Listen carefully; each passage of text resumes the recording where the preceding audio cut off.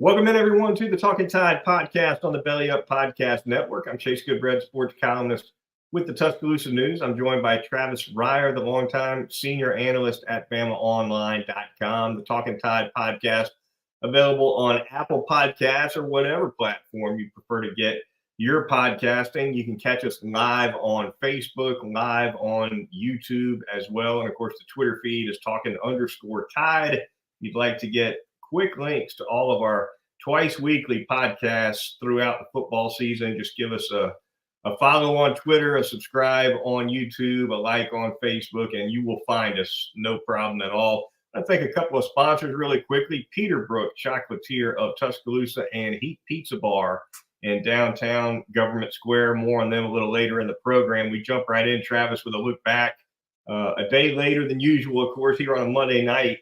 But with the benefit of an additional Nick Saban press conference, we look back at Alabama's 40-17 road win over Mississippi State. It bumps Alabama up to 4-1 on the season, 2-0 in conference play. And Travis, a pretty complete win, I think, in all three phases of the game for the most part for Alabama. Took control of this game. Never felt like Mississippi State was in command of this one. And really, I think the takeaway for me, Travis, more than anything else in this game, I felt like this was the first game all season where we saw a legitimate push from that offensive line. You saw some double teams working together like we haven't before. And we saw some running backs that were sprung for 3, 4, 5 yards before contact. And that's kind of what we've been waiting to see a little bit from this running game. And, they didn't run for 300 yards or anything. The numbers for the team were 43 for 193 rushing. Nothing wrong with that at all. But setting the numbers aside, it just looked like an offensive line that was in sync and getting the job done up front. Yeah, they avoided a couple of bullets there early with some loose footballs on the ground, both on offense and the special teams. And kind of felt like when they survived those moments, they would have a chance to take the game by the throat, and they were able to do it. And you're right, not 300 yards rushing, but in the first half anyway, 150 plus. So very effective. Of course, had the explosive play from Jalen Milroe on the quarterback run for 53 yards and a touchdown. But certainly more along the lines, a continuation of more of what we expected to see from this Alabama team in terms of how it would go about its business on a weekly basis. No doubt about it. Encouraging performance, especially for that offensive line, both in run blocking and pass protection. I know Mississippi State was down a guy or two along that defensive front, but look, South Florida isn't the 85 Bears either, and Alabama struggled in some moments against that defense. So execution still looked like it was on the uptick for Eric Wolford's group. Yeah, Caden Proctor, I think, played his best game of the season. Nick Saban mentioned that earlier today, I believe. Elijah Pritchett, for the second game in a row, got some action as well at that left tackle spot, a couple series for him. Pass protection, you mentioned, a lot of clean pockets for Jalen Milroe. And, you can look at the box score and say 4 sacks. Well, not all those were on the OL. I definitely thought the first sack was on Milroe for hanging on to the football too long.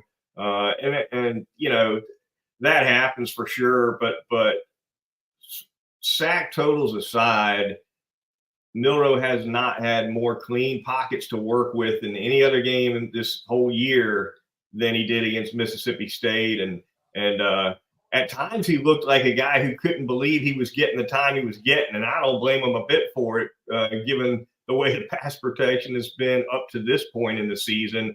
Maybe saw a ghost or two, right? But I thought he handled it well, and he ended up with a heck of a game, 10 for 12, 164 without a turnover, and 11 for 69 on the ground. Yeah, the numbers were there, especially in terms of efficiency, as you said, not with a big number of pass attempts, but the yards per attempt were certainly what you would like to see. That's a continuing theme with Jalen Milroe behind center.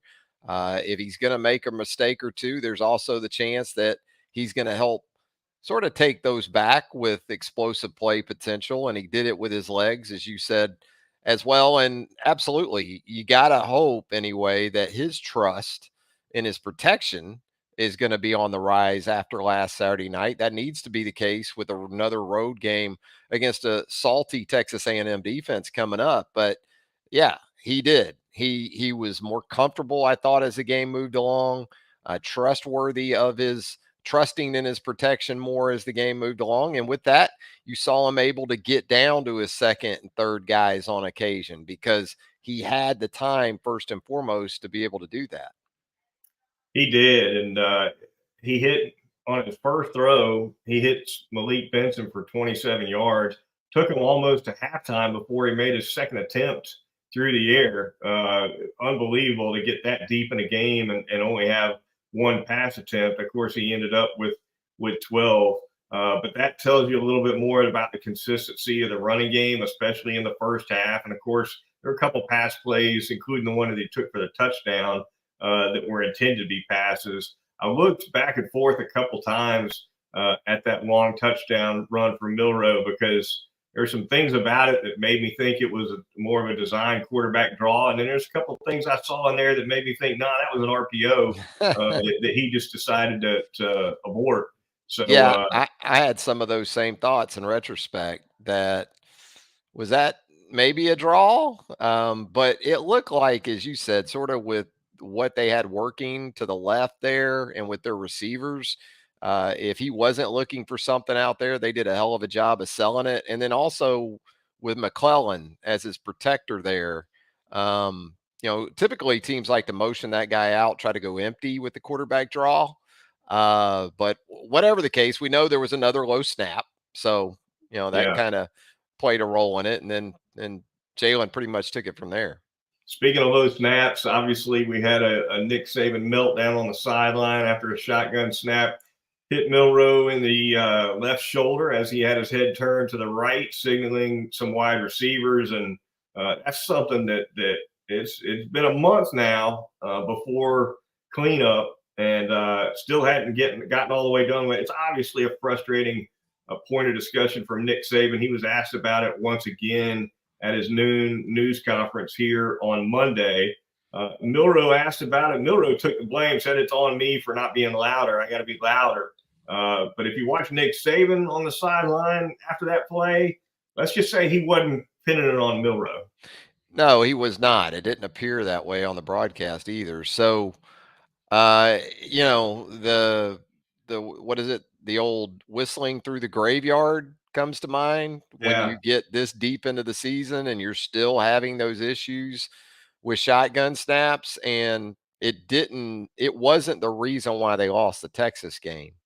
But you hope for Seth McLaughlin and that offense's sake that it eventually doesn't put Alabama in that kind of situation, because 5 games in, you would think at this point it would be resolved. And I don't know at this point, Chase, other than maybe a sports psychologist. Maybe Nick's already turned that rock over for all we know. Maybe you think about making a change. I mean, it starts with the snap. You got to be able to consistently get that right. And it's just bizarre because before this season, it's something we just hadn't seen from Seth McLaughlin.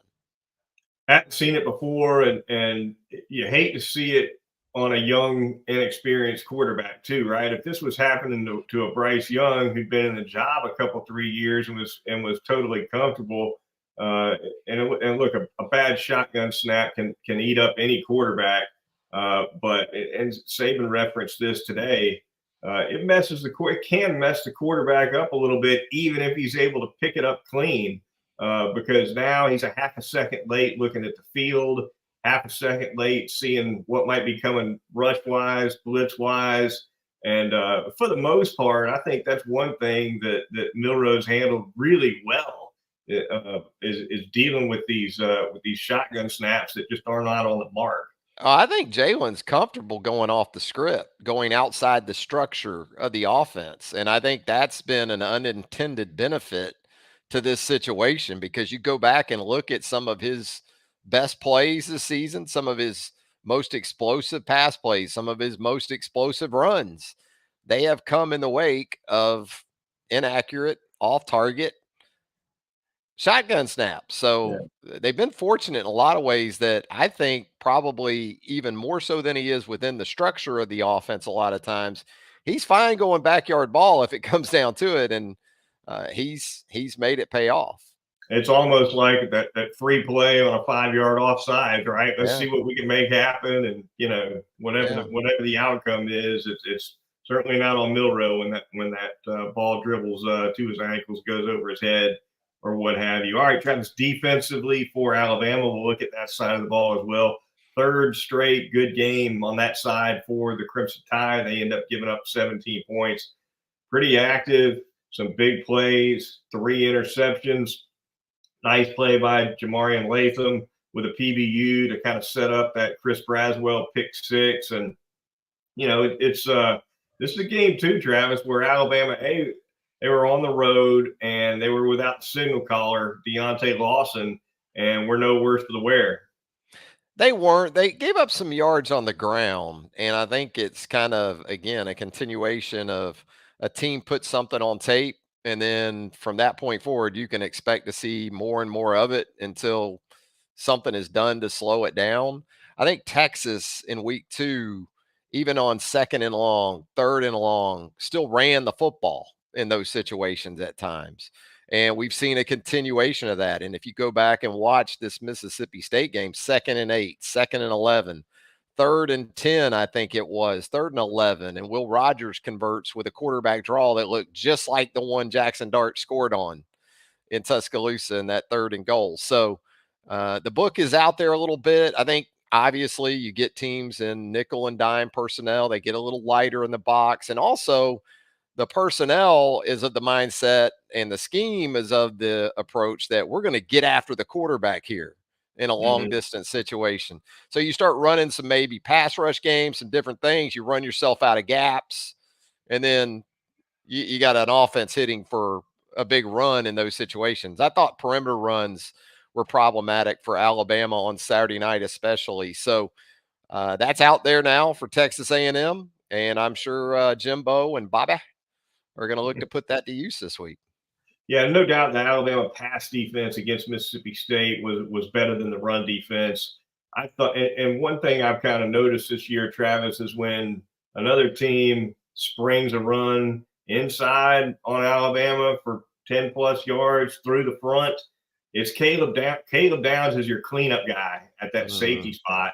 And maybe with 1 or 2 exceptions at the most this season, I think he's been a really sure tackler in that situation where he's in wide open space. He's not going to have any assist help, and he's got to make an open field solo tackle on an athletic ball carrier in the middle of the field to make sure that a 15-yard gain doesn't just go completely out the gate.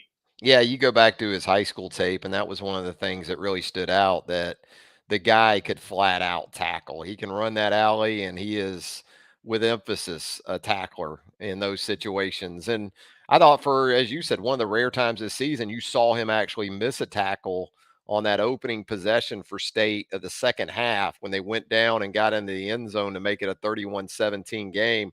Both he and Malachi Moore had an opportunity to make a stop, and both those guys have been pretty much lights out tackling. That was one of the few occasions this season where they didn't get a guy on the ground. But I think Alabama feels good about those 2 guys, especially, and really their perimeter guys. Terrion Arnold can tackle. Kool-Aid's a better edge setter and tackler than he probably gets credit for because he's so good in coverage. They've got some guys they feel good about in those situations. Pass defense looking better and better. A lot of heat coming from Turner and Braswell. If I'm not mistaken, those 2 guys are, according to the pressure metrics that you can find at places like PFF, 2 of the top pressure guys in the country in terms of getting heat on the quarterback. Turner with another sack, strong game for those 2, and things are looking good for this defense, especially the pass defense right now. Speaking of 2 guys that you can rely on, Travis, how about Will Reichard and James Burnip as a tandem in Starkville? Once again, Reichard absolute money with the field goals. I thought Alabama absolutely made the right decision in the first half with a 4th and 2 around the Mississippi State 30-yard line to just go out there and give it to Reichard and take your three right there instead of going for it. He delivers like he's delivered all year. He's up to 24 straight conversions on field goals now. And James Burnip with the 67-yard bomb that was down inside the one, all very nearly got another one down inside the one. Just a tremendous effort from both of them. Yeah, hard to imagine there being a better kicker punter duo in college football right now than the two that are at Alabama. And Reichard, it's huge because it's something you can also sell to Jalen Milroe. There's situations where you don't have to force the football. We got a guy that's going to make 95% of his field goal attempts. So let's take care of the ball. And I thought Jalen did a better job of that too. There were some situations there where Jalen could have tried to force something maybe, but checked it down instead and preserve the points because you've got a guy like Will Reichard that's going to cash in far more often than not. And Burnip's been fascinating to watch. This guy from Australia, relatively new, if not entirely new to American football. So there was going to be an adjustment period, but he's doing a pretty damn good J.K. Scott imitation at this point. I can't recall a jump like we've seen in punting average. He averaged 42 plus last year. He's averaging 48 plus, almost 49 this year. 6+ yards, 6 point something more from one year to the next, Travis. There's some extra juice in that leg. There is. And again, I think it just took some time. Really, from his start at Alabama, you could tell he was comfortable with the Australian rules approach with the nose down. But where you've seen the real transformation for him is that he has gotten comfortable with the traditional nose up style of punting. And that allows him to flip the field even more so than he was before. And he was pretty good in terms of even flipping the field with the nose down, but now that he can also get that nose up, I think that's added to that average. Connor Talty with that solo tackle on a kickoff return. I asked Nick Saban about that at the noon press conference. He said he doesn't want to see another kicker make a tackle this year if he can help it. But nice job by Talty there on a kickoff return that could have gone a lot longer for Mississippi State. They actually broke a couple of kickoff returns for 30 plus yards. But yeah, Nick said he only makes those kickers tackle in camp, Travis. Once they get in season, he just wants them kicking. You got to protect Will Reichard and James Burnip at this point at all costs. So it was interesting. It was fun though watching the replay of Talty's tackle because everybody's coming over on the sideline, patting him on the head. Nick's over there like this. Why did we give up the edge to start with? I mean, he was ticked that, as he said in his answer to your question on Monday, that Talty had to make the tackle in the first place. He didn't like that, even though there were some guys out there maybe that aren't out there usually. Of course, Nick Saban not happy with the kicker making the tackle. And Reichard nearly had one, as you alluded to earlier, because Tulu broke one, and they were kind of fortunate to corral him and keep that as limited as they did. Reichard, I believe, has got an Iron Bowl tackle on his resume, doesn't he? Reichard, I feel okay about. I get the sense Reichard, plus he's a veteran. I don't want him one-on-one with Tulu Griffin in the open field, but I would like his chances more so than some other guys. Alabama's had some guys in the past now, more so probably punters that you could count on. PJ Fitzgerald, Saban's first punter at Alabama, he was a really good high school football player out of South Florida. So he punted at Alabama, but he could make some plays. He would make some plays. They tried him on fakes and all kinds of stuff too. So those kind of guys, though, few and far between. Always fun too when a kicker makes a tackle. The guy who gets tackled by the kicker, they feel like that's the most embarrassing thing that could possibly happen to them. And it doesn't matter which sideline you're on. If you're on the wrong sideline, you're going to hear about it. If you're on your own sideline, you're going to hear about it. Well, and you're just thinking about Monday film already too, because that's the one that gets shown in the team room, not just in the position room or the special teams room. Talkin Tide podcast on the Belly Up Podcast Network, the Twitter feed Talkin_Tide. Going to thank a couple of sponsors here really quickly. We're going to start by telling you a little bit about Heat Pizza Bar. You cannot beat the pizza down there at Heat in Government Square in downtown Tuscaloosa. Frank Fleming's fantastic staff is going to get you taken care of with some of the best pizza you can possibly have. One of my favorites is the standard. It's got house red sauce, pepperoni, Italian sausage, green peppers, sweet onion, and mozzarella. Can't go wrong with the standard. I love it. Great place to go with a full bar as well and a fun atmosphere. Get you away from the craziness of the strip and have some of this great food down at Heat. They've got great daily specials too, including that Thursday special, which is a pepperoni or cheese pizza for just $8 from 2 to 6 p.m. and also $3 off on cocktails from 11A to 10 p. That's on Thursdays over at Heat. So the next time you're in the mood for some great pizza, go see Frank Fleming, and they'll get you taken care of at 2250 6th Street downtown in Government Square. I'm going to tell you about Peterbrook Chocolatier out there at 1530 McFarland Boulevard North in the Indian Hills section of Tuscaloosa. That great staff out there at Peterbrook, 16 years in business now for your favorite, our favorite chocolatier in all of West Central Alabama.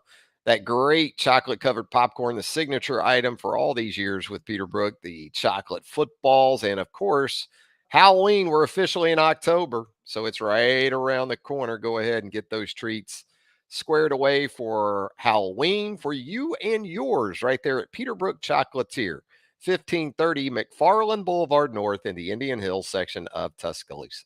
I got about 100 of those awesome thank you custom molds from Peterbrook that were just extra from the last corporate order that my wife put in. And I got to tell you, it might be about 94 now or 93. The number just keeps falling. That's about 90 more than I would still have left. I'm waiting for my lovely wife, Michelle, to come to me one day and say, hey, I was a little short today. You know? Put those in the freezer. Like the teaser, put those in the freezer. You know? Love it. Love it at Peterbrook Chocolatier. All right, the Talkin Tide podcast on the Belly Up Podcast Network, Twitter feed, Talkin_Tide. Going to look around the SEC for a few minutes. Big day for Kentucky, Travis. They stay undefeated, one of 3 remaining undefeated teams in the Southeastern Conference. Take care of business at home, 33-14 over the Fighting Napiers.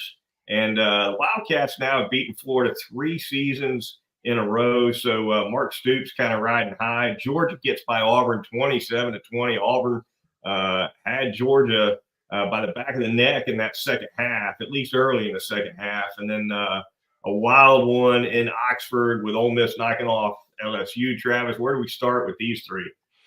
You could start anywhere with those 3, and there'd be plenty to talk about. But I'll go in order that you went. 1 step forward, 2 steps back for Billy Napier in Florida. Get the win against Tennessee a couple weeks ago. Think they're flying high. Then there's a bit of a hangover performance against Charlotte. You write it off to being a little lethargic after Tennessee, and then just lay an egg in Lexington. And 280. Oh gosh, yeah. 280. I mean, oof. And then of course the Georgia Auburn game. I mean, if it's not for Brock Bowers, I don't know. Does Georgia win that game? The guy is just an animal. You know, he's a freak.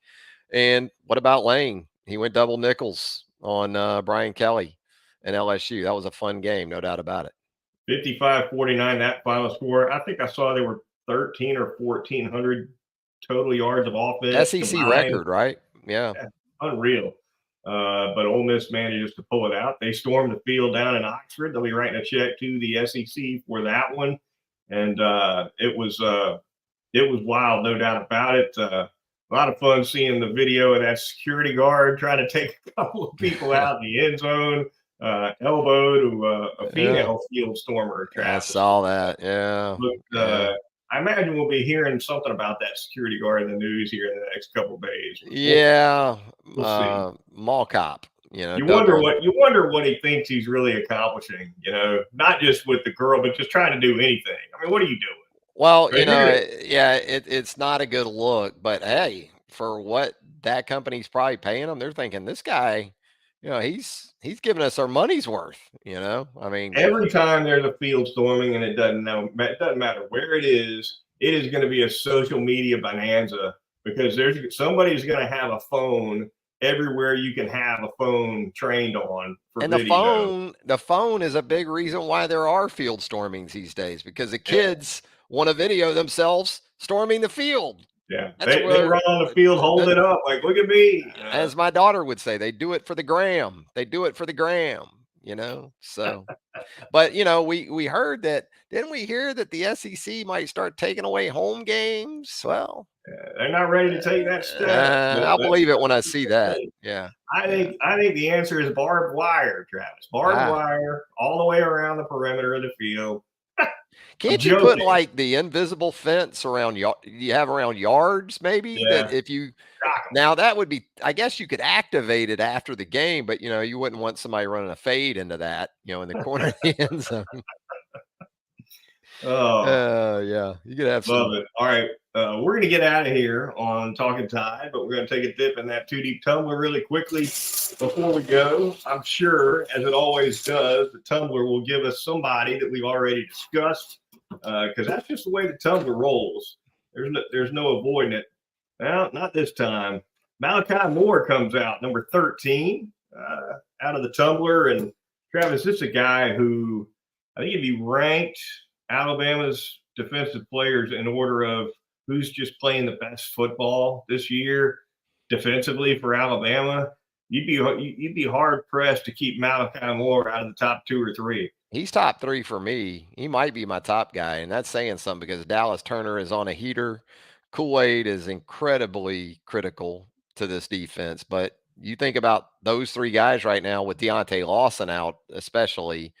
Those are the 3 that come to mind for me. And he's a tone setter too. What I like about Malachi this season is early in games, like he did with Tulu Griffin on that quick throw Saturday night. He makes a stop right there and kind of sent the message, no, we're not South Carolina. You're not going for 256 tonight. And he'll have another big challenge on his hands this week because Anais Smith, you got to think, is going to be working inside for Texas A&M. So, it used to be you would look at the corners and there'll be some matchups out there this week for Kool-Aid and Terry and Arnold too. But nowadays, man, just because you play that star position doesn't mean you get the third receiver. If anything, these coordinators now have figured out we want to try to get our ones inside more and get those matchups against those star defensive backs. Yeah, you never know. And if it's more of a Petrino game, you'd expect to see a lot of those shallow crossers, that Petrino likes to run. So that's something to watch out for too. For me, I like zone against that stuff because if you can catch that right, you can send a real message. You can ring a bell for Yeah, no sure. doubt. All right, Yeah. that's going to do it for this edition of the Talking Tide podcast. Be sure to join Travis and I a little bit later in the week, and we'll be further previewing Alabama's upcoming road game against Texas A&M. Until then, for Travis Reier, BamaOnline.com, I'm Chase Goodbread, sports columnist with the Tuscaloosa News. We'll talk to you soon right here on Talking Tide.